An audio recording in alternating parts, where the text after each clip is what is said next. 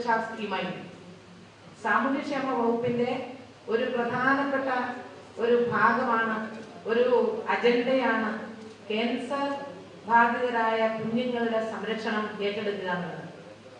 BPL ഫാമിലിയിൽപ്പെട്ടവർക്ക് free ആണെങ്കിലും BPLനോട് അടുത്ത് നിൽക്കുന്ന APL വിഭാഗത്തിലെ പാവപ്പെട്ടവരായിട്ടുള്ള കുട്ടികൾക്ക് മാരക രോഗം പിടിപെടുമ്പോൾ അവരെ ചികിത്സിക്കാൻ യാതൊരു നിവൃത്തിയുമില്ലാതെ വിഷമിക്കുന്ന RCCയിൽ അഭയം തേടുന്ന നൂറുകണക്കിന് കുട്ടികളുടെ ചികിത്സ പൂർണ്ണമായും ഈ ഗവൺമെന്റ് കഴിഞ്ഞ 4 വർഷമായി ഏറ്റെടുത്ത് അവർക്ക് ഒരു ജീവിതം കൊടുത്തുകൊണ്ടിരിക്കുകയാണ്.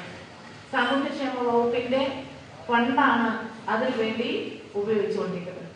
എന്നാൽ അതിനുശേഷം മറ്റൊരു തീരുമാനം ഞങ്ങൾ എടുക്കുകയുണ്ടായി. സാമൂഹ്യ സുരക്ഷാ മിഷൻ രൂപീകരിച്ചതിന് ശേഷം നേരത്തെ സെക്രട്ടറി ഇവിടെ സൂചിപ്പിച്ചതുപോലെ ഒരു കോർപ്പസ് ഫണ്ട് ഉണ്ടാക്കി.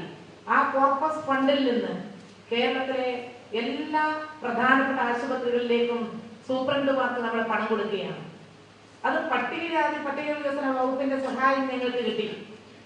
ആദ്യം 10 കോടി രൂപ ഞങ്ങൾക്ക് ആശുപത്രികളിലേക്ക് തന്നുകൊണ്ട് എല്ലാ ആദിവാസി കുട്ടികൾക്കും സഹോദരങ്ങൾക്കും സൗജന്യ ചികിത്സ ഉറപ്പുവരുത്തുന്നതിന് തീരുമാനമുണ്ടായത് കേരള ചരിത്രത്തിൽ നടാടെയാണ്. ഇതിനു മുൻപൊരിക്കലും അങ്ങനെ ഉണ്ടായിട്ടില്ല.